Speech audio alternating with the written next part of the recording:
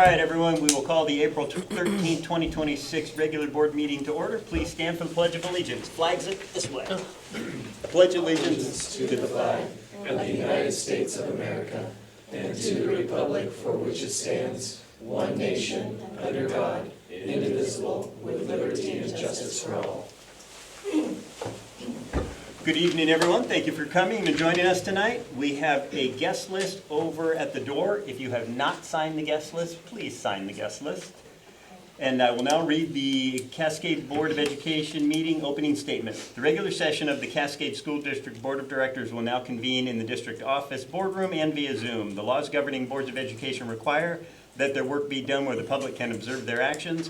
Please remember that this is the board's meeting for the public to observe. Others may participate only with the approval of the board. All right.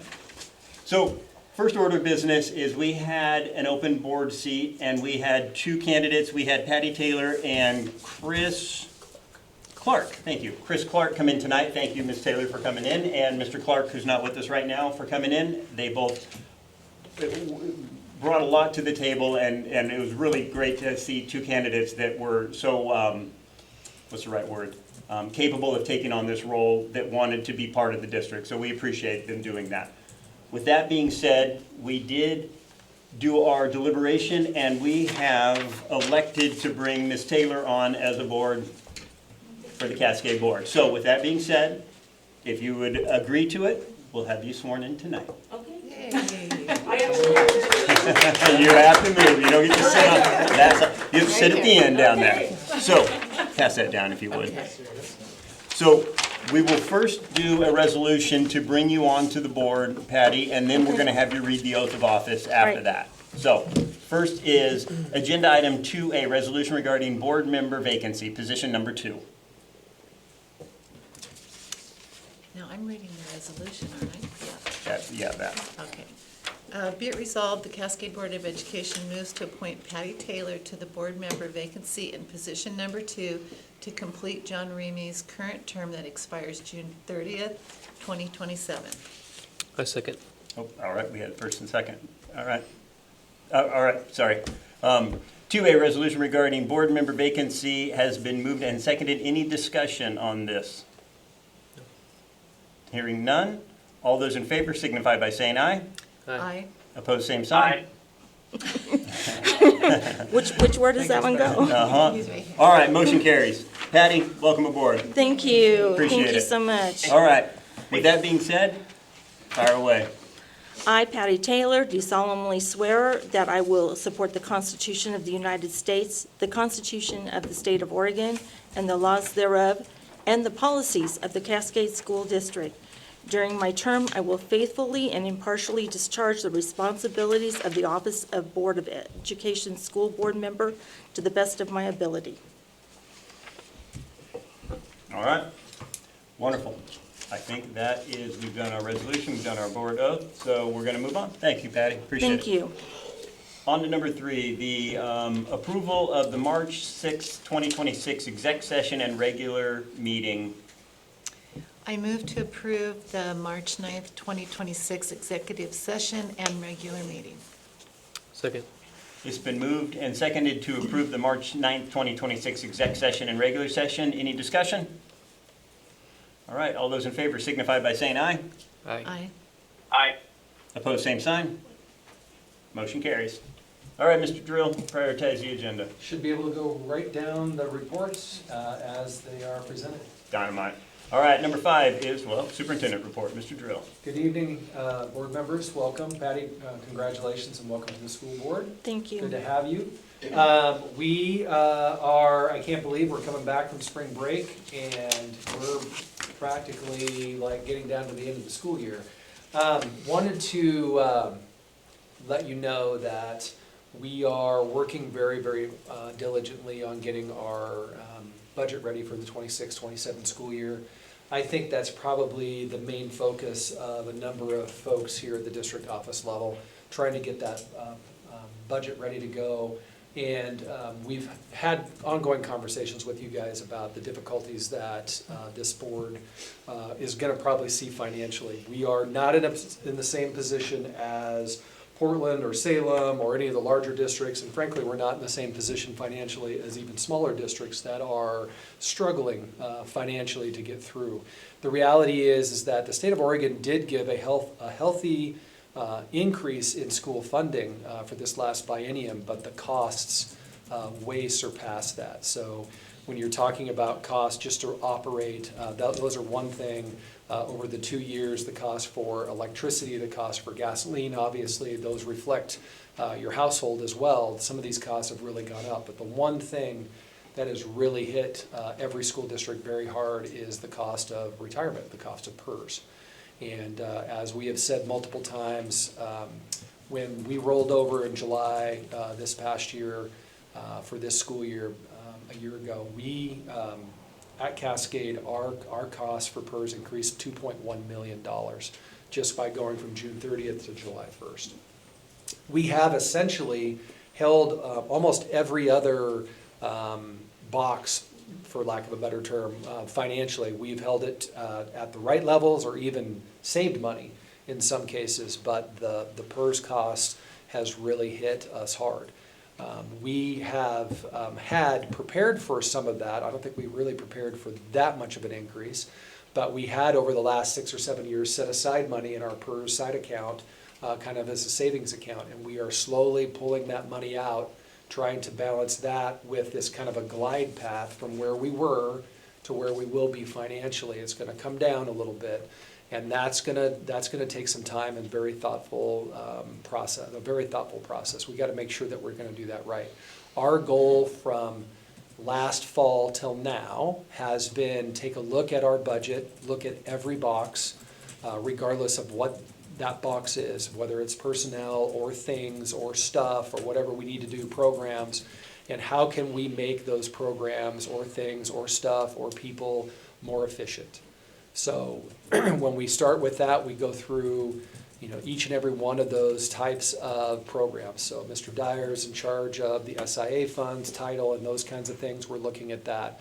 The fiscal office with William in charge and the folks that are working in that office have provided us lots of good information, lots of data, trying to figure out how we're going to essentially shrink that. So when you listen to other school districts say, we've got to cut $15 million, we really this year didn't have to cut a lot of anything. It just meant that as we got closer to the cliff financially, we were going to get there a little faster. So what we're trying to do is slow that down. If our analogy is we're a boat on a river going towards the end where the waterfall is, my hope is that we're one of the last boats that gets there. And what we're hoping for, and it sounds horrible, but what I'm hoping for is that a number of very large school districts are going to get to that critical point before we do. And when that happens, their voices, because of their size, start to really resonate at the state of Oregon about how do we fix this. This last time at the legislature, last legislative full term, there was zero conversation about PERS, zero. They wanted nothing to do with that conversation. And so it just sat there. It sat there like, a rotten egg. It just got worse and worse and worse, and people know that. And it's not that people don't deserve a retirement, they do, but the founding fathers of PERS in the early 70s knew that this day of reckoning would come. For them, most of them probably aren't here anymore, but if they were, and they would say to me, oh, we just didn't know that would happen, that's just not true. There is no way to run that kind of a program and get to the other end of it and say it's going to continue to be solvent. So PERS and the legislature have rightly so over the years tried to make some fixes. There's Tier 1, Tier 2, OPSER. They're talking about more and more and more of these changes. And that's helpful, but it doesn't help right now. This biennium and likely the next biennium are going to be the critical top-end point before it starts to glide back down the other direction. And we're going to have to deal with that.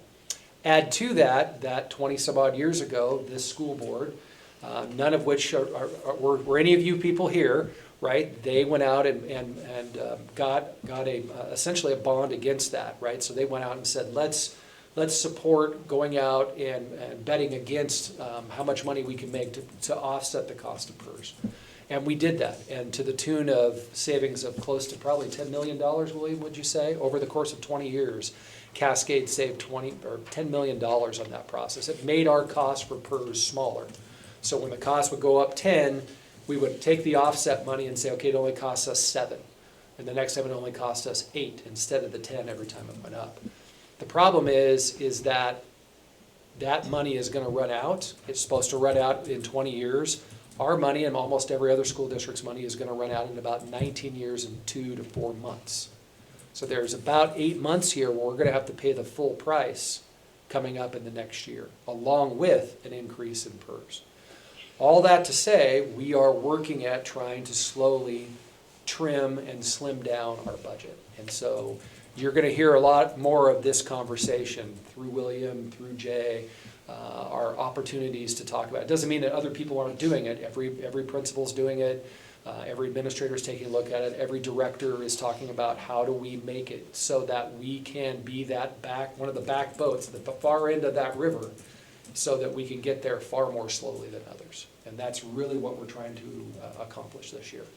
To go along with it, I also talk a little bit about the fact that we are slightly larger than we were last year, and I think that's a really good thing. I think that's really important for us to be a little bit bigger with regard to the total number of students that we have. We're about 30 kids larger than we were a year ago, and for every student, there's about $11,200 that's attached to that. So that's how we have to kind of watch that situation and see. How do we make sure that we are growing, but very carefully growing? And then it's going to get more difficult. There are really essentially 3 factors in Oregon that have caused a shrinkage in the number of public school students. One is more kids are homeschooled. It's not a lot, it's not a big number, but there are more kids that have homeschooled, particularly post-COVID. From COVID on, that's happened. Number 2, there are some number of kids that have gone online. For whatever reason, they don't like the rigors of coming to school or whatever the case may be, so they're going online, and they not only go online with us, but they go online with other school districts that have built a very big online presence.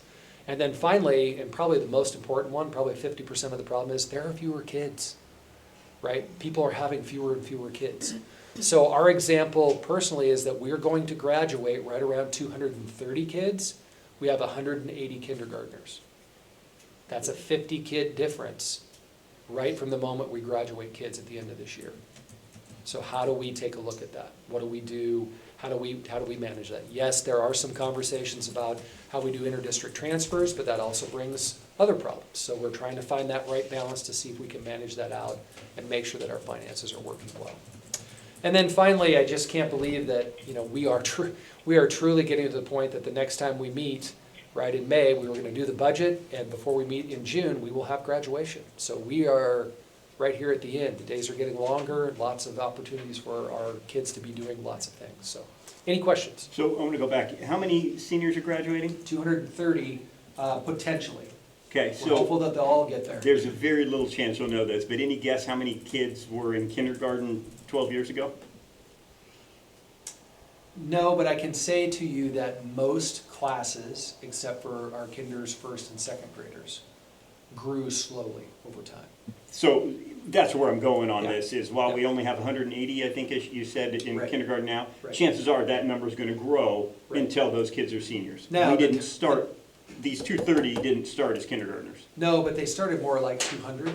Okay, There was a point where, when I first started 18 years ago, every number in front of every grade started with a 1. Mhm. 185, 176, Right. 154, whatever the case may be. 5 years later, every number had a 2 in front of it. Every number has a 2 in front of it from 3rd grade up. But in 2nd grade, there's 197. In 1st grade, there's 175. And in kindergarten, there's 185. so that seems to be a So trend that's all a of a sudden. trend Yeah. that's kind of going in Yeah. a different direction from a district that we get lots of phone calls. Jennifer and Lisa started getting phone calls in January, I believe, about, hey, can we inter-district transfer to your school? We really love what you guys do. Right. So we've got to pay attention to that. We've got to make sure we find the right balance. And while we're dealing with that, right in the middle, we have a 5th grade class that's got like 258. Right? They just break all the numbers. And I think all the elementaries are going to be very happy to throw them down Denny's way starting next year. So my last question on this is we've got 2755 kids right now. Yeah. With the district as it's set up just today, as Yeah. it sits right now, what's the max kids we could have in this district?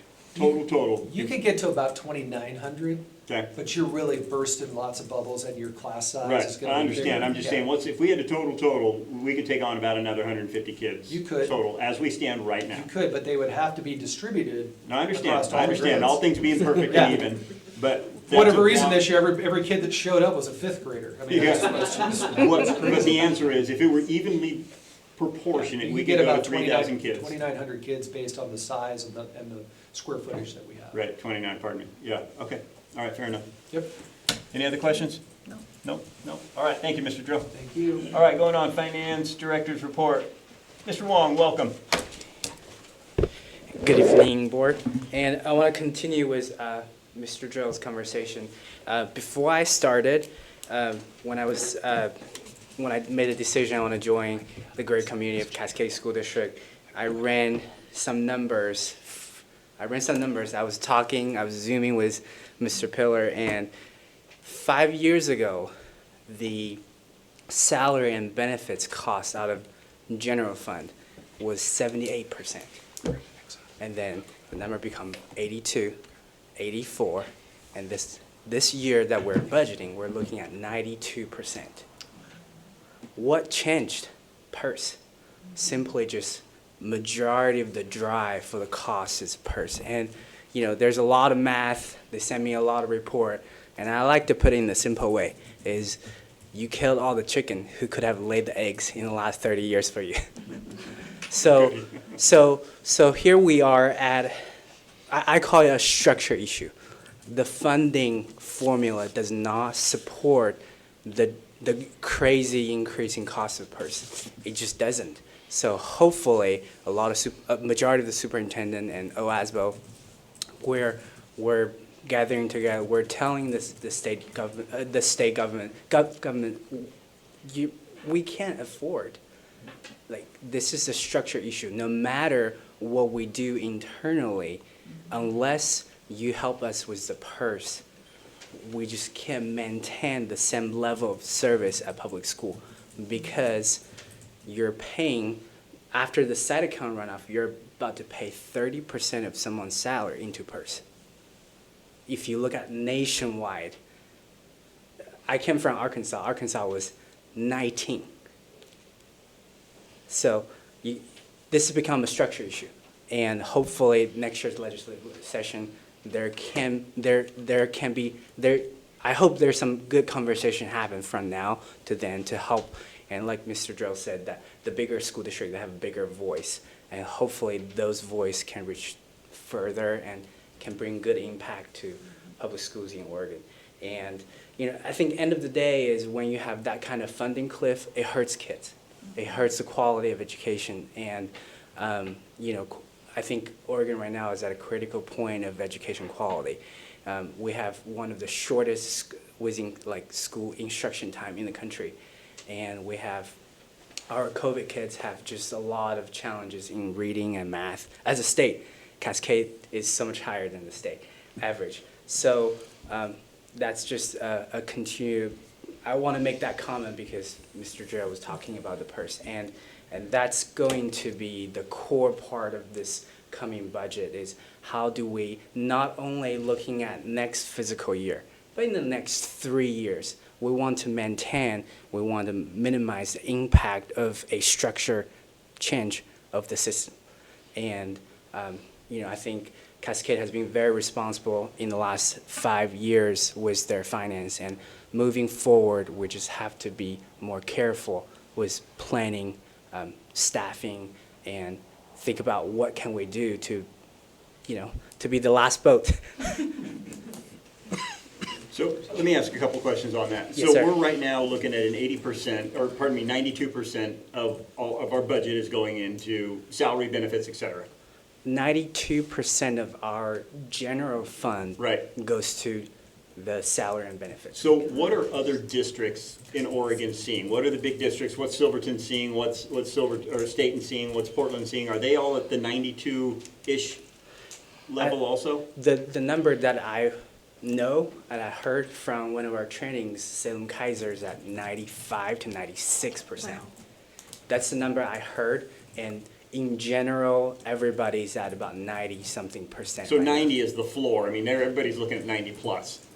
I would assume so. So what's ideal? I mean, I know it's a little, I get it, but what's a true number? Do we want 85%? For some reason, 85% was the number in my head. What's ideally the percentage that we'd like to be paying out of the general fund? Here's what I think. When you reach to a point that, let's say if 85% is the ideal number, if you're paying less than 85%, that probably means you're not paying your teacher enough. Right, or you've got openings that you could fill, you could bring in additional staff, et cetera. Right, somewhere is that magic line. And I would say in Oregon's case, 84 to 85%. That's where we were 3 years ago. Right, Yeah. okay, maybe that's why I was thinking that number. Yeah. Exactly, yeah. Okay. Yeah, and our ending fund balance this year is gonna end around where we're budgeted. So we're trying our best to save as much as we can. Right. So we can have as much as cushion for the next year and 2 and 3. Right, but at some point, when we're at 92 plus, that's gonna squeeze into our cash carryover, and we can afford it for a bit, but eventually that's gonna run out. Yes. And then we just hope it doesn't rain, because if the roof leaks, we're in trouble. Well, and The the other, roof's the leaking. other answer, Oh, the other answer unfortunately, Brett, is that how do we, like other districts, how do you cut positions? right, right. Right. You gotta We're- stop the bleeding somehow. At the moment, like I said, if we lose somebody this year, if we lose somebody, Jay's first move is, do we need that position? Is it vital? Right? Every position's vital, I understand. but can we run that building or the operation or that program without that person for the rest of the year? Right. Right, that's step one. Step two is, do we need that person again, that position again for next year? Right. Can we do without? So, right, and so the easiest example we have at the moment is the title programs. The federal government, the plan was to cut it completely. The Congress at the federal level did give back some money, but it's flat funded.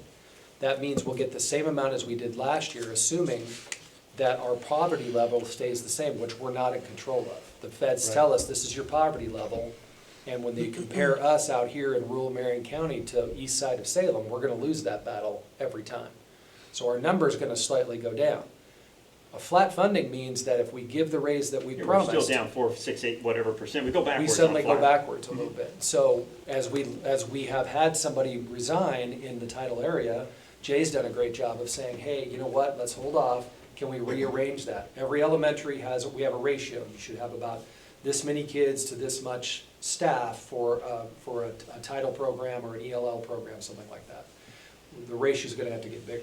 Well, and I think we saw the ratio when you brought me the report of our full-time equivalent to students. That ratio is getting larger. It's getting larger. Small, but it's getting larger for that Right. very reason, which Correct. is the solution that we have to deal with. Correct. Yeah. And, we've talked about it multiple times. We haven't had to the last 4 or 5 years, but we talk about classroom first, and then the next rung is leadership, the teacher classroom, then it's leadership, then it's district office, then it's programs. How do you do that, and how do you work around the edges? So you try to leave this middle section alone as long as you can. Right, the least disruptive. Correct. So when William comes and says, we've never been in the 90s Yeah. for Whoa. those benefits, that is shot through the roof. And you were right, 85 was right around where we hung Right. for almost my Yeah, entire that's career just in kind this of, that's kind of the position. given number. The Yeah. last 3 years, because of PERS, just straight up. Okay, sorry. No, those are great conversation. And because how severe the situation is, the OASBO has been communicating with all the school district that the site account that the school district is about to run out of those site account.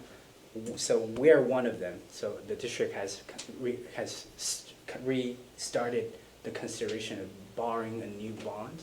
So OASBO has engaged with a company called Eco Northwest to conduct a statistically based analysis whether if we borrow at some point in the future, about 18 months, can we make money in the next 20 years to offset the cost of PERS in the next 20 years. So this is in the process of collecting information from the district that are interested into this borrowing bond. So what did the bond market look like 20 years ago when we were buying these bonds, and what's it look like now? So right now, the information I have is the interest rate is still just a little too high to borrow bond. Like Right. you want to be at some point under 3%. because the average profit margin is at 6 to 7% in the last 20 years. So if you're borrowing a bond at 4.55%, the margin is so Too small. It doesn't pencil. Exactly, and then maybe the profit you're making, you're just paying for the interest. Right. And the thing is, there were 7 districts 20 years ago, around the 20 years ago, they borrowed just right before '08. So till today, 7 districts still didn't make money. Right. So as I was working with this company to do a lot of research, can we borrow a bond to offset the purse cost? And if we can, when, and how much? So if they get to the point and said, hey, you can, here's the options, do we have to buy that bond, or is that something it's district by district if they want to get in on that? Yeah, district by district. Okay. They can get on that. We could and look at it and say, hey, you that guys, math and is you guys being have to vote on way it. too. It's a resolution. Yeah. Yeah, you have to vote on it. And a board at Cascade voted on it about Okay. 20 years ago, 21 Right. years ago, 20 years ago. And there were 3 buys for about 175 of the 197 districts. The first 2 buys were thumbs up. The last group that bought, the last 7 districts, Yeah. that didn't go well because they hit the dot-com bust and then they hit the '08 financial freefall, and they have struggled ever since. Mhm. We caught the middle train, and it went, the first train and the second train went the farthest.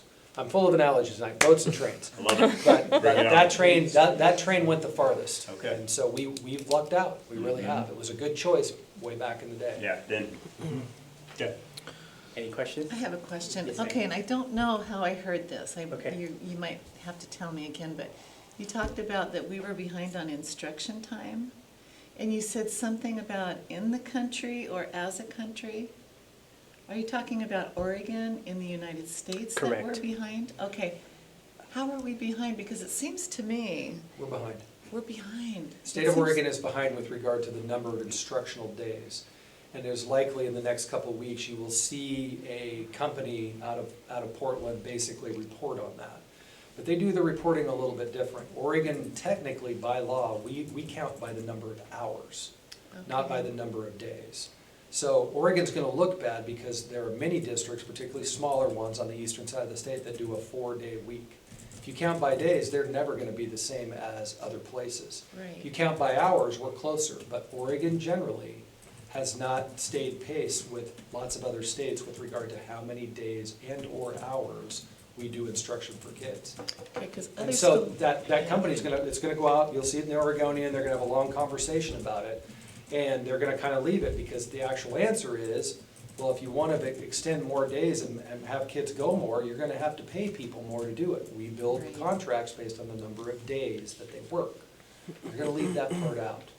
It just seems to me that Cascade goes more days and longer days. We do. 'Cause, right. We So do. when I heard that, I was confused by that, Yeah. because I always feel like we're over and we're the model of, Stand for Children, right, and I'm gonna say it publicly right now, Stand for Children's gonna come out with this big article about that. I believe they do that so they can be a part of the process to get money to help make that happen. They're creating a problem for them to talk about. It's an issue, right, and Oregon knows that. But the reality is, right, the only way to fix it in our system, in the Oregon system, is to pay our folks for more days.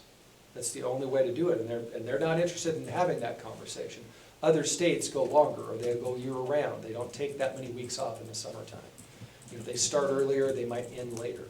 For Cascade, as compared to Oregon districts, we are higher up with regard to the number of hours, which is why I can come to you on winter, we have a bad winter, and we miss 2 or 3 days. It's not as important as, say, Portland Public or even Salem, because they are cutting the hours very closely.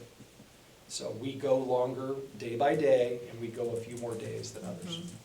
right, okay, interesting. Sorry about the confusion. Oh, yeah, no, it was me. I have a question. What would you say, and I know there's a big variable here, but what would you say would be an average number on how much we spend on a teacher per year? With the salary, with all the stuff included, what does a teacher cost, like Complete middle of the package. road? Middle of the pack, including salary and benefits? Yeah, all of it. Like when you say, 110 to when we're 120. deciding if we're gonna keep that position or just let it slide, 110 to what is that 120. number? So What do you our, think? yeah, our first step is about 53, 54. Our last step is right around 100K. So somewhere middle, I'm assuming it's gonna be 75. And that's everything? No, that's just salary. That's just a salary. So yeah, what would the total number? Times that by 1.5. So that's about 110, 108, 09 in total. Okay. We Okay. will, for the first time next year, for a teacher that is MA 45, step 17, the most senior person we can have with all the education, they will cross the $100,000 mark for the 192 days that they work. And I'm not saying that's a bad thing, because 25 years ago, our teachers were way underpaid compared to the area. Ruth can testify to that. And using that math, it's 150K after they do the benefits and the PERS and all the other stuff. Right. Yeah. I'm just picturing that Yeah. $2 million mark in my head that we have to somehow come up with. So you're talking 20 teachers, right? If you did it at teachers, but you're also Yeah, but talking we don't wanna do administrators, that. classified, you're Right. talking about Well, yeah, okay, I'm programs. just encompassing teachers, yeah. Well, I hear you, it's an easy way to do the math, but you say that out loud, teachers are like, well, wait a minute. I'm not saying that to anybody. Yeah, I'm not there's a lot of administrators out there. I love you all. Get rid of 4 or 5 of those crazy administrators, the problem would be solved, right? I mean, I get it, but you try to find the balance, Yeah. right? I mean, that's, At some I know point, that's what you this meant. number is gonna come to fruition, so. Over time, unless they decide to figure out how to fix it. Okay. Anything else? Any other questions? All right, thank you, appreciate it. Thank you. All right, going on, we've got high school principals report. That'd be Mr. Rasmussen, welcome. It is here. Thank you, guys. First of all, congratulations, Ms. Taylor. Thank you. It's been great to work with you all these years, and now in a new capacity. I know, something new for It's us to awesome. do. Very good, very good. The board report I put in front of you is pretty focused on the one specific topic of the state requirement where we have to add I think it's called the Higher Education and Career Pathway Credit, okay? And so at Cascade High School, we've decided to call that Next Steps. It's going to be a credit that we offer seniors at the end of their second trimester. The state has outlined 14 standards, and we have put in a document there for you. Basically what we're going to do, we're going to offer it proficiency by credit or credit by proficiency, meaning it's not going to be a class kids take.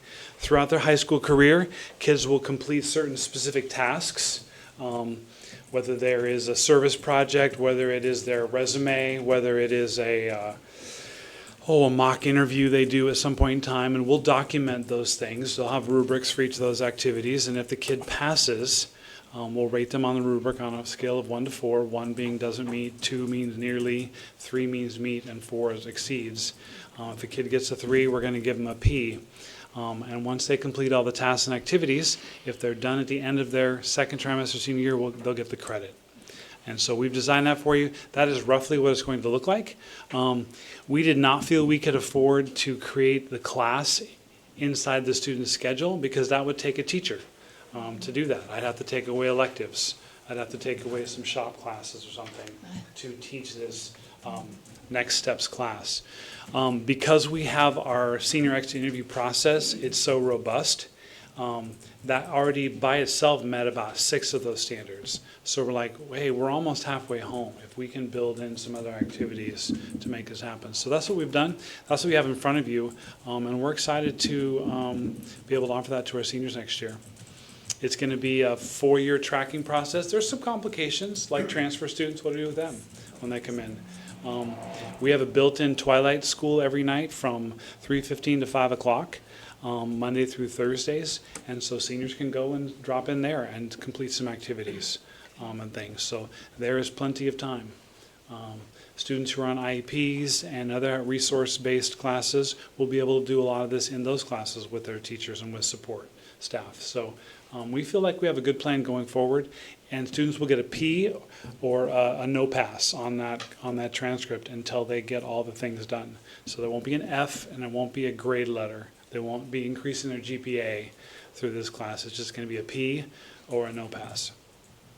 So does the no pass decrease their GPA? No, it doesn't. We're just basically gonna assign credit to the transcript when they get there. And they will not walk across the stage until they get that credit assigned. Okay. Okay, that is a state requirement, and now it's part of our Cascade School Board requirement. In fact, we voted on it a year ago, updating our Cascade Board graduation requirements, and you guys approved it already. We just didn't call it next steps yet. We still don't know if that's the final word, but it's gotta be something, and that long title was not gonna work for us, so. Anyway, that's kind of where we're headed with that, and we're excited about the plan. We really think it's a good plan. It's gonna keep our FTE. We do a lot of the great things well, a lot of good things well. We're probably going to use a late start day in the fall and a late start day in the winter. We're gonna take instruction time, because we have minutes. As Mr. Drill just told you, we're over on minutes. We're gonna create some activities, like we might have all sophomores take the pre-ACT test some morning, and we might have seniors go off and do a senior project. We might have them come work with Olin, and if he's got some ditch that needs to be dug or something, we'll have them do that, okay? We might have a mock interview arena schedule that we have taken some juniors to. So it'll take some orchestration, but you know, late start days are freight trains anyways. Classes are 50 minutes long, and it's just go, go, go. Teachers don't love the day because it's just, it throws you off your game. So taking one of those and doing something different, something productive, something that's going to help students with their futures and also pour into their community as increasing their citizenship is a good thing. So that's just kind of our draft right there. It's going to change a little bit, but not a whole lot. That's going to be the basic structure. Our counseling department will be the ones responsible for tracking this credit in this class. So Pete, so it starts next school year? The next year's seniors have Okay. to have this credit. Are they working at it now, though? Okay, so We will you're- go through in the fall, and we'll be clipping off a bunch of things that they've already done. They've already Okay. done resumes.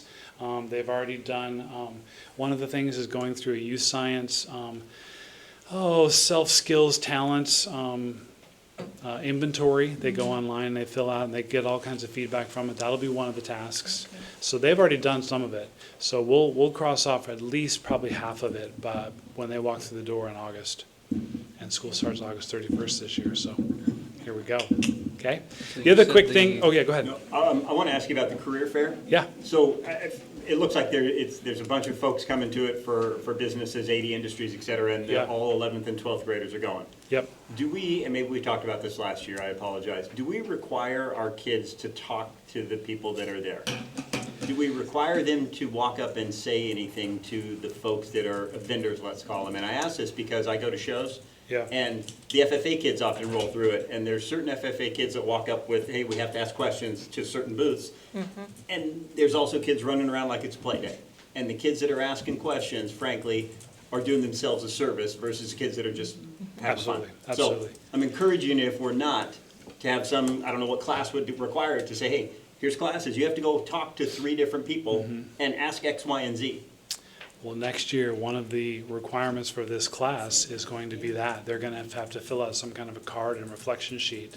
They'll have to get so many signatures from different industry folks saying they've talked to them. Right. And then they'll have to go back and do some kind of a writing reflection piece on, hey, here's Something. who I talked to, Interact here's with what I those people. did. So Yeah.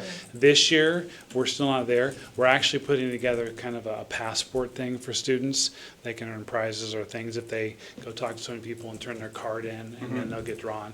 But next year, it'll be part of their And frankly, as requirement. a vendor, I appreciate when the people Absolutely. are coming up and even it's funny, okay, that's fine, we'll do it, but it's much better show than the kids that are just playing. Absolutely, absolutely. And you know, we appreciate the time for you guys coming out there, the industry people. Right. We know that it benefits you because you're going to find some great people. That's the goal, is that we have great high school students to put in front of you. But the reality is yeah, there are going to be some kids. And now that we're doing all kids, we're going to get a few more Right. knotheads. And some of those kids might be intimidated to talk because their Absolutely. buddy doesn't think it's cool, Absolutely. but if they have to, hey, I gotta talk, I'll just ask this guy. Absolutely, Yeah. absolutely. Good stuff. Yeah. The last little thing here is, I mentioned earlier this year that we have brought the Cougar Lair back, okay? We're going old school. So, we have a teacher, Brian Bohannon. This is the most recent edition. This is the 3rd edition. The 4th edition is coming out Thank you. in a couple weeks, so I can bring that one to you as well. Brian Bohannon, English teacher, was a journalism major in college, teaches an elective. He said, let's start the paper back up. He said, what was the paper called? I go, well, it's called the Cougar Lair. And we haven't ran it for at least 15 years. I mean, Zach, were you running it when you were teaching here? Yep. Were you maybe the last guy? Yeah, 15 years. Were you the? There was one person after me. Okay, so it's probably about 15 years that we've had it. So the kids did a great job. The beauty of it is self-sustaining with the ads. I mean, I helped them pay for the first edition with ASB funds, but after that, it's self-sustaining with advertisements, and people And are say more again, than how happy. often is it going to be printed? He doesn't know exactly, but the 4th edition's coming out. He's hoping for between 5 and 6 a year. His goal is two per trimester, but I'm not quite sure he can pull that off. So anyway, it's a great paper. The kids wrote it well, so it's good Give stuff. an idea of what it good. costs to I run love each it. one of these, each set? I think he ran 1,000 of those, and I think it cost about $800. Okay. We're using the Albany Democrat Herald. They aren't printing as many papers, and so they're looking for side jobs like this to keep their presses running. Right. And so they're happy. I hope they keep staying in business, because otherwise we're going to have to find a new printer. You can go copier, that kind of thing, but it's just not the same as newsprint. I mean, come on. Right. The feel, the smell, Does that show our the age? touch. What's going on there? I'm not so sure. Anyway, Perfect. any other questions? Question? No. All right. Yeah, I do. Ben? Thank you. Thanks, guys. Thank you, Mr. Rasmussen. All right, high school athletic director's report. Mr. Hedrick. Yes, thank you, and welcome. Thank you. Yeah. Well, thank you for having me today. Athletics and extracurricular activities are kind of like what parents use cars and driver's license and cell phone time to get kids to do the things they don't want to do in order to achieve the things they want to do. And we have a very successful extracurricular program here at Cascade High School. Winter sports, our girls basketball team finished 4th in the state, and their GPA was a 3.77 as a team. Boys wrestling were 4th in state, and their GPA was a 3.25. Cheer was 3rd in state, and their GPA was a 3.76. So we look at that and we say, and I just came from the 9th grade orientation and said, our best athletes are our best academic kids, okay? And we pride ourselves in that, okay? And that's a big deal with this. We have over 250 kids right now participating in extracurricular activities, mainly sports. We also have band and others that are there too, so that is an additional 50 kids. So it's about 300 kids that are doing stuff after school. An area that has been new to me is with this year, we have 10 varsity sports that we offer in the spring. 2 is boys volleyball and girls flag football. And after hearing the report on finances, we absorbed those 2 sports into our current budget. So we're going to make it happen, okay? As long as I'm here, we're going to make it happen. It's tight, but we're going to make that happen. I have a little note here that I would like to introduce to the board is we've got a bond coming up. And hopefully that passes, and if it does, I would ask you to put together a group to have a comprehensive plan of our outside facilities, not only for competitive advantages, but for safety as well. We have this beautiful complex here, and I've been your AD for a short time, and I've been your football coach. I don't know who does what. I don't know who runs what. Okay, and who's it? So we got to have an idea on that, and if we should pass, and we have maybe X number of dollars that'll go into a new track. Where do we strategically place that track? Okay, we've got a stadium, we've got a track. At some point in time, it all has to come to an epicenter so we can use it all in its best and most efficient ways. And I think we have the people and we have the community to do that. But I would really encourage us, we've got to pass the bond first, I get that. But if we do, let's spend every single dime wisely and not come back 20 years from now and going, well, shoot, we should have ran some conduit or we should have done this. Once that track goes in, you're not going to do much to the middle of it, okay? Because it just doesn't happen. So I would really ask us to do that and go there. In closing, before I get to questions, 7th of December, we had our football awards dessert, and following that, I met with the captains. And this is a side note, so forgive me, but I met with the captains, and the captains said, Coach, why did you come to Cascade? And how did you get here? And I said, well, there was a gentleman that I've known for quite some time that asked me to come here. And they said, he did. And I said, yes. And they said, well, we want to honor him then. And so yesterday, we packed the auditorium, and the kids got their championship rings. And they said, we will take our camp money and buy Mr. Drill a ring. So he's got a daughter that's not real secretive, and she told me his ring size. And good Lord, that ring of yours. Anyway, Really? I doubt that you'll ever wear it, but it's going to be a nice keepsake by your. Yeah. Well, I'd like to take a look at it because it's pretty daunting. It's pretty daunting. Great. I'm like one of those guys in there. Thank you very much. Yeah, absolutely. While he's opening, is there any questions that you may have? I'm I'm emotional about this, but I'm interested in the girls' flag football, how that's going. It is going really, really well. Obviously, it's a 7-on-7. That is huge. Well, I'm telling you. Put it on your thumb, bud. Yeah, we gotta fix that. Well, it does come with a lifetime warranty on that sizing. Okay, So, yeah. okay. Just so you That's know, amazing. this young lady named Faith said you were a 13 size, and I thought, my goodness, that's a big finger. So. No, I don't know what she was talking about. Shoe? Yeah. Got it. Thank you very much. Oh, that's Anyway, great. Ruth's question on the flag football, yeah, we have about 11 girls right now playing. It's a 7-on-7. They play just locally here. We will not host a home event this year, just because of all of our fields are in use. They're and busy, and yeah. we'll pay for some things, but we go and they have one game under their belt, and they won, and they're fired up. And, All right. It's wonderful. you know, you'll have other coaches in the spring ask us, well, we've already got so much. My goal is, if there's something out there kids want to do, let's do it. And I'd good. much rather have them doing that than other things that could be out there, so they're having a good time. Yeah. Well, that's my report. Thank you for having me. And, Any other questions? No? Keep up All the right. great work. well, thank you. Thank You're you. blinding me over there. Thank you so much. That was so That's nice. really nice. Thank you. All right, moving on is 5E, Junior High Principals Report. Ms. Leday, welcome. Good evening. I'm tall. Yeah, I know these tall guys. Or I'm just not, is part of it. I wanted to talk about a few things. Last week, we took over 200 of our sixth grade students to outdoor school. The weather held. It was amazing. 2 of the kiddos included were our life skills kids. And I have to say thank you to Kathleen Johnson, because she enabled one of the instructional assistants to go up the whole time and be a support to those kids. One came back early every day, but the other one stayed the whole entire time. So it was a great experience.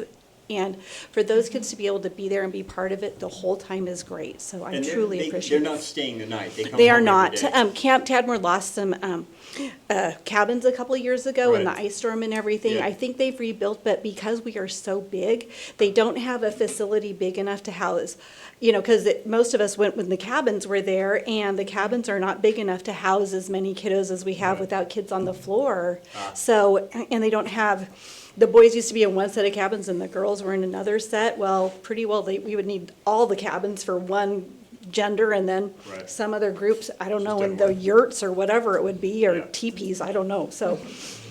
But needless to say, they really are getting a full meal deal. They're doing the whole thing as much as possible without staying the night. And towards the end of, pre-COVID, we were losing a lot more kiddos who hadn't ever stayed the night elsewhere. So staying the night was tricky, and a lot of them would prefer not to go to outdoor school versus stay the night. So this is kind of, Right. we get almost every single kid to stay the whole week. We might lose 1 or 2 to illness, but for the most part, they're going. I mean, 200 of our 210, that was That's pretty really great. impressive. And 3 of them had planned trips, so one went to Mexico and a couple others had trips planned, so it is what it is. Penta Games, quick update. Our 7th graders got 3rd. We totally rocked the candy estimations. We came home with all 3 jars of candy. Our kiddos are great at guessing how much candy is in the pot, so that was fabulous. And so that was a good opportunity. We had multiple students get 2nd to 5th place, so that was neat. Very few of them competed last year, so it was an all-new experience for most of our kids. One of our 8th grade teams, you would never see those 3 kids sitting at a table together ever, and they worked together amazingly well, and so that was super great to see. Extracurricular, we have 125 student athletes participating in track right now. And so you can imagine how full it is with high school and junior high all out there running and avoiding being, hit by a shot put or javelin or anything, and how they coordinate all of that is pretty impressive. And last of all, we are gearing up for the end of the year. If any of you are bored next Friday, we are having our 7th and 8th grade after-school dance. So yes, if you have nothing better to do, we can always use a chaperone or somebody to help sell supplies or snacks to kiddos. I'm meeting with parents tomorrow night because promotion and 8th grade dance or party is coming up. Talent show is going to be gearing up in the middle of May, and then we have our end of the year trip. So it's crazy how fast it's come, and we're going to be in full swing the next few weeks, so buckle up. Here we go. Wow, that's Yes. a lot. Yes. Any questions? When the last day of school, 7th and 8th grade still go together to? 8th grade doesn't have school. Oh, that's right. Yeah, 8th graders after promotion, That's they're right, done. So okay. 7th graders this year, the zoo offers a great deal to schools. I think it's $8 a student to get to go up, and it's amazing how many Cascade kids have never been to the zoo, how many kids have never been to the coast. So it's it's an impressive opportunity, and it's a great deal for our Are kiddos to they get. going to go to the zoo? Our soon-to-be 8th graders will go to the zoo, and 6th graders are going to go to the aquatic park in North Clackamas. So, yeah, Okay. yeah. Yeah, good. So it's a good opportunity. Yeah. So I've got a question for you. of Yeah. course. You glossed over my favorite subject, state testing. Yep. What did we gain and learn from last year's testing, and what do we expect or hope to gain from this year's? Why do there- we do it? We get to do it because the state says we get to. All right. I do think we learned where there are holes. What are areas that we need to beef up as a staff? We realized last year that our students need more multiplication facts, because if you don't know your foundation in those, every other section of math is difficult. So that's an area that we've beefed up. So it'll be interesting to see our numbers in computation better. Because if kids aren't spending so much time trying to figure out what's 7 times 8, then maybe they can actually focus on how to do the algebraic components. It's just really finding out. I'm noticing that we are able to push kids more than we were. After COVID, we took a big hit. Kids took a huge backward slide, and I feel like we're getting finally to where we were pre-COVID. Academic-wise, where kids were in the book, how much text or whatever content that they'd covered. So I think there are those things. I think personally that school is so much harder for students than when we were back in the day. When we were reading a textbook, you'd get asked a question, describe Charlotte. Well, she was a nice spider. Now it's go back and prove where in the text does it show that she was a nice spider. And we're asking our 3rd graders to do this all the way up. So kids are having to be so much more academically minded and deliberate on their decision making, So I do think we're pushing our kids for the better, and I like that the state is showing that what our teachers here at Cascade are doing is good stuff. Compared to the rest of the state, our kids are rocking it.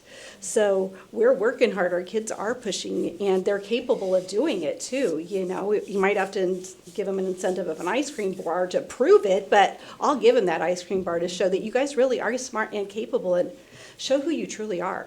So let me go back. So last year, the state testing showed that we were deficient in multiplication. Correct. How long does it take us to get that information back from the state showing us where our deficiencies are? And then how long does it take us to pivot and change what we're doing to address that? This year, this last summer or end of the testing, we got our results back fairly quickly, which was nice to see. So before the school year started again in September, Yes. we knew where we were deficient from the testing we did in Correct. April. And then Brian Dyer did a great job. He brought all my different content area teams together on a specific day. Okay, where are we? What do we need to do to pivot as a whole entire group? So it's not just one teacher making the pivot. It's the whole team of 6th, 7th, and 8th grade. What do 6th grade teachers need to do to help support Right. 7th and 8th grade better? And so that would be this, just looking in the rearview mirror. When did we implement those changes? Were they implemented effective in September to start the? No, it was, we were looking at where our deficiencies were already, but then the test information really pinpointed, here's really where our deficits are. Right. So we started making major changes. We were hitting those, here's what we're thinking we need to aim at, but then it was probably October and November that we really started, lining up our focus. Okay. And then, this fall, once we get our information, we'll look and see how did we do. And, okay, we hit it, great, now what? Or are we Right. not as good? We got to keep going to see Right. where we need to go next, so, Okay. So what I think I'm hearing you saying is we should do more state testing. no, I'm- no. I appreciate it, thank you. I wish they weren't as long, and it makes me sad, because I feel like we spend an awful lot of days That's why I asked those doing them questions. instead of studying content. We do an awful lot of testing, and Yeah. I'm just curious of why we do it and what are we gaining from it. So thank you, I appreciate that. Yeah. Yeah. Wonderful, thank you. Anybody else? All right, moving on. 5F, Almsville Elementary Assistant Principal's Report. Ms. Mitchell, welcome. Thank you. Congratulations, Ms. Stevens. Nice to have you. Thanks, Jody.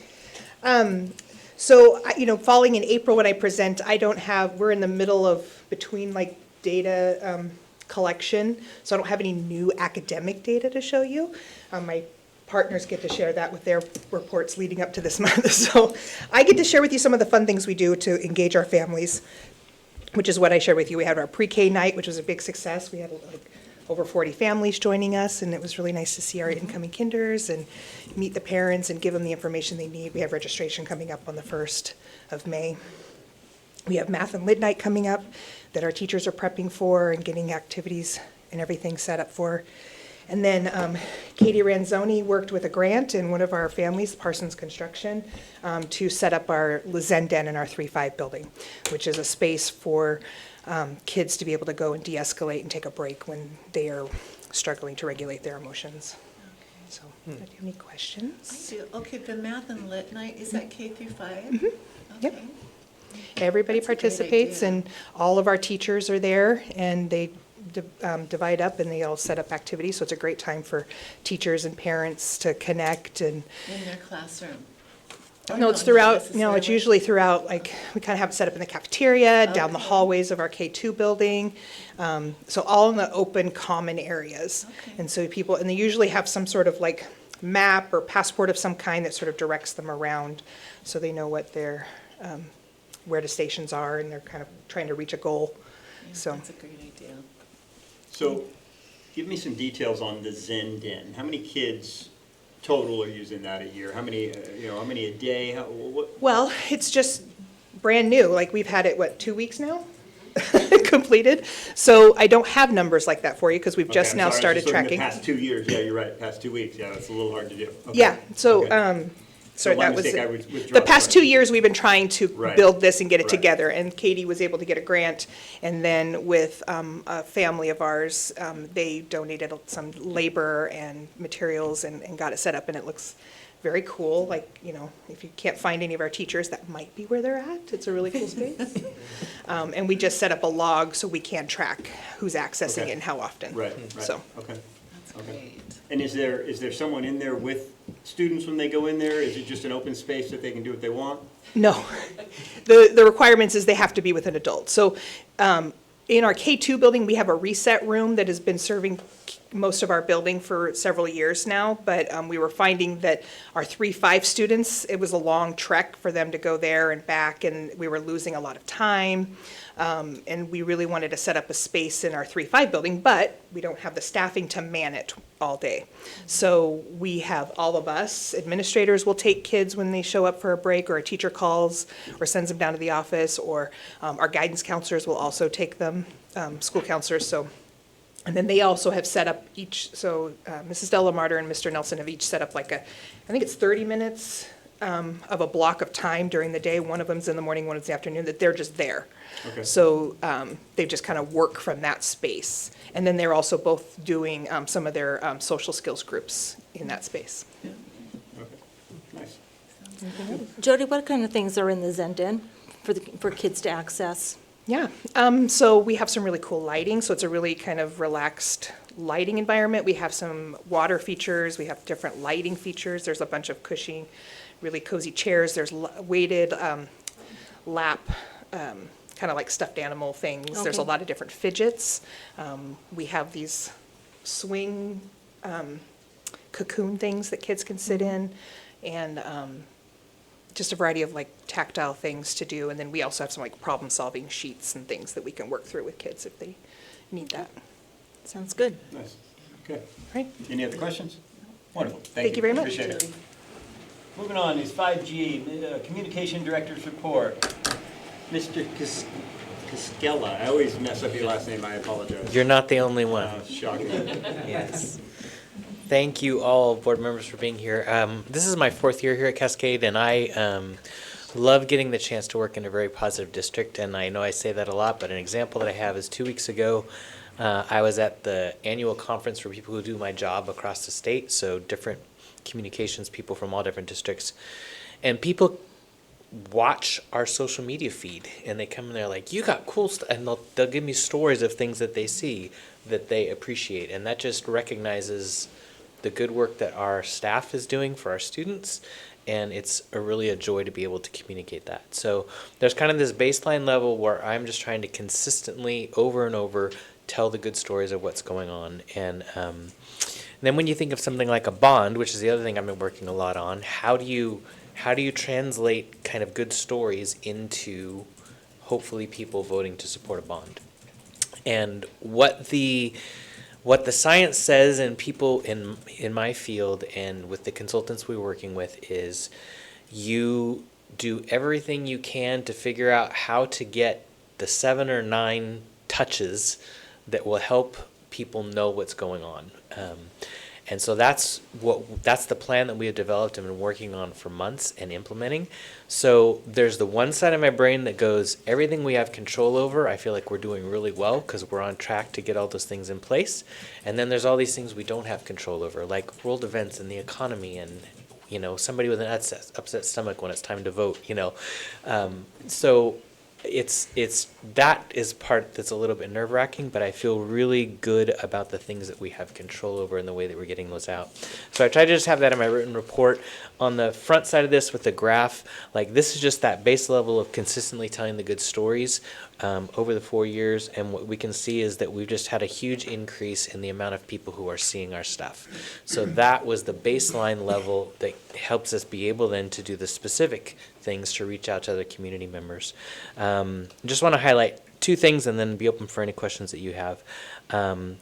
We worked really hard to get a reporter from the Statesman Journal to get a story in the paper for us, which is another way to get to people who are not connected to our schools.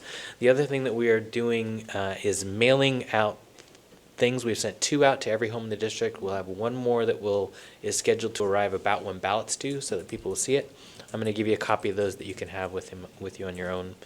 And then the third thing that we're doing to reach people who aren't connected to the schools is we've purchased location-targeted ads on Facebook and YouTube so that they will see our stuff between now and 5 weeks from tomorrow on Election Day.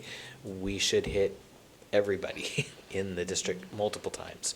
And that's a lot of what we're working on. So I'll stop there and see if you have any questions, and then I'd love to just hand out. I've got, these are the mailings that have gone home so far that I just have a copy for, and I'm just going to give you several of these pocket cards because the biggest thing that's going to help is to hand these out, get information out, direct people to the website, which they can find with the QR code here on the back, and that just has all the information of what's out there, and then encourage people you know to vote. So Greg, on the social media sites, are you getting feedback from folks that are seeing this? Is it positive? Is it negative? What's the feedback people are saying on this? On the bond? Yeah. Specifically?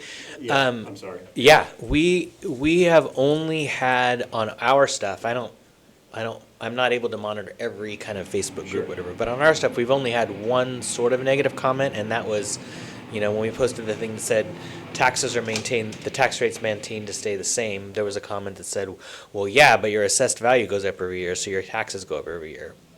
True, but that's not a huge negative kind of thing. And we're seeing a lot of folks talking about they're grateful for the work that Cascade is doing, and let's figure out how to support our schools. Right, okay, so the feedback has been positive primarily, which is great. Yep. Okay. All right.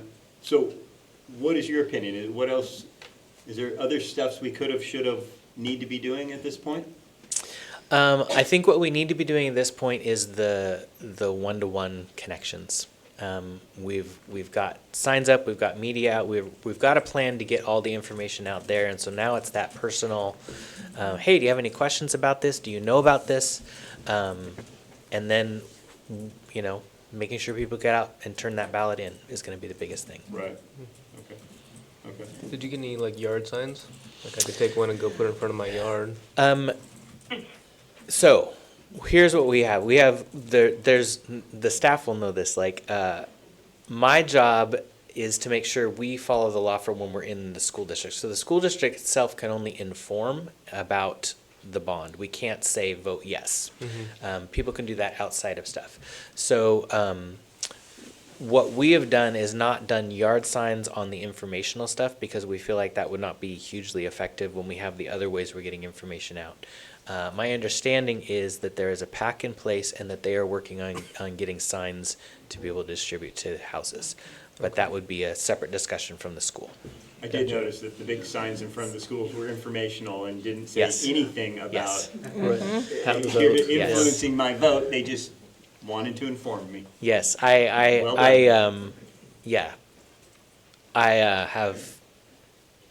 I think I've been a little frustrating because there have been a couple posts that our staff has made and I'm like, hey, we need to change that to this to make sure that we're following the law. Right. So, Right. Right. but I will say as well to our staff that when you're not on your job, feel free to say whatever you would like. I see. All right. Wonderful. Thank you. Well, thank you for what you've done on this. It's been Yes, thanks. a lot of work, and everything you've done has been very appreciated. And I'm super glad that our new board member was a part of our long-range planning group all the way through, so thank you. Yes. Yes. That was a privilege, thank you. And I really like these pocket cards, by the way. They Good. are, Take some, give it back. yes. I did too. I'm gonna take them to the neighbors. Yeah, Brett, to be in a place where we're like, look, your taxes aren't gonna go up, they're gonna stay the same. And in the process, 1/4 of the money is gonna come straight from the Falls out state. of the It's sky. just kinda Yeah. hard to, Right. That's correct. if you find somebody that's against it, I mean, I guess the answer is you're gonna vote no, no matter what. Right. Right. Right. But Yeah. No, I hear you. All never right. a better time. All right. Wonderful. Again, thank you, Greg, for what you do. I appreciate it. Yeah. All right. Discussion and communication. Informational items, 7A, retirements. Mr. Weeks, good evening. All right, good evening. We are at that time of year where you'll probably see a lot of me for retirements, resignations, and hiring. We just have one here this evening that kind of kicks off the season for us. It's actually a resignation retirement for us. Mrs. Gross has let us know that she will not return under the circumstance of anything, so we are announcing to the board to accept that resignation here this evening. Wonderful. Any questions, anything from Mr. Weeks on that? Nope. All right, then moving on, we've got 7B, which is the coach advisor list. Mr. Weeks. Talked a little bit about all the engagement that students are doing with the schools already. In front of you is that advisory list that they are participating in. There's 2 highlights on there for you. They're the varsity baseball assistant coaches. Last month we came and we had those vacant. We're bringing you those titles here tonight and those individuals coaching as assistants. All right, any questions on that? And a comment you made, you're always welcome up here in front of us, so we enjoy having you. Yes. Good. Thanks, Mr. Weeks. Appreciate it. 7C is statement of economic interest. Yep, so just making sure that you have filled out your statement of economic interest, if you can. If you haven't, you have until Wednesday. Then the state starts asking questions. So, and we're trying to make sure if you need any help with that, and I can't remember if Patty, since she started, I don't think she needs to. I was gonna say, do I have one day to get something No. done? I'm used to You're okay. paperwork, but that's a little I heavy think you're here. okay. We'll, maybe we can try to do a little check-in. We'll get a hold of you tomorrow. But we'll make sure that everybody gets that in. If you have any questions, if you're not sure you did it, check in, call tomorrow. I'll check in with you. I'll check with Lisa and Jennifer at the end of tomorrow because then it's Wednesday and we want to get everybody taken care of. I think for those of you who've done it, it takes all of about 2 minutes once you Yeah. get in there, Or less. or less. Yeah. So it won't take long. Required by law. The 5 of you, myself, and our finance position. So we will take care It of it. doesn't sound as complex as the guardianship reports. I might be able to do it. Exactly. Exactly. Okay. All right. Next, we've got public comment, and my understanding is we have no public comment. Mr. Board Chair, could I Yes, sir. add one thing to that Please. informational item? This is Spencer. I wanted to share with you as my fellow board members, I recently got approved to be a substitute at Cascade High School. And I didn't want to share it until it was official, but I am now officially allowed to be a substitute teacher. I have a restricted PSPC license, so I can do up to 10 days in a row. And I wanted to share that with you all and give you the opportunity to say, please don't do that, or come talk to me privately if you have concerns about it. I went through the process and got approved, and I'm terrified about the opportunity, but looking forward to the chance when I get to be a substitute teacher in the junior high. I think that will give you a whole new perspective. Spencer, my one question, this is Darren, my one question is that the Ethics Commission is all good. I just want to make sure you're all good to go. I am, and thank you for that, Mr. Drill. I talked with Lisa Freely and had a discussion with her about the appropriateness of it, and she gave me some counsel on that. But I actually would be employed by a staffing agency, EduStaff, which is the agency who works, so I'm technically not a district employee. And this is really more contingent on my son's willingness to allow me to come to his school during the day. So if he tells me to knock it off, I'll stop. But I like you said, Mr. Chair, I think give me a unique opportunity and perspective on what our wonderful staff do on a day-to-day basis. Nice. Excellent. Thank you. And just for clarification, I think he said it there, because the substitutes all run through a staffing group now, right, and don't work for the district, which is why you can do that. Okay, all right. Correct. Thank you, Spencer. Okay, Yep. we have no resolutions, right? No resolutions Right. beyond the one we did already. Okay, future agenda items, Mr. Drill? Yeah, so next month is our budget meeting. Our budget group and the board member group will be together. We'll go through the budget. We'll have that ready to go for you. We're working on that right now. William and his team, along with Jay and myself and the directors and principals, are talking about different parts of it in the next few weeks. We will get that put together. You will see about 3 to 5 days before we get there a copy. You can come in and get a hard copy if you want to, ask any questions, but we will be ready to go with that. Generally, what happens is we have that meeting. If you need to have more than one meeting, we will reschedule that. But what we've done in the past years is have the one meeting, and then we open it up again. We get it passed, and we open it again in June while we're doing the regular board meeting. So that's what we've done in the past over the next couple of 60 days. We have to have a budget in place by the end of June by law. Did I miss anything? Okay. All right. What's that? Yes, so Ms. Taylor is now on your board, so we will have a budget committee opening, and we can check in, I can check in with you Yeah, I on was on the that budget committee. as we go. Yeah, I All can't right. do Okay. All right, that's all I got. Anything else, anybody? Nope, Mr. Drill. All right, thanks, everybody. Meeting adjourned.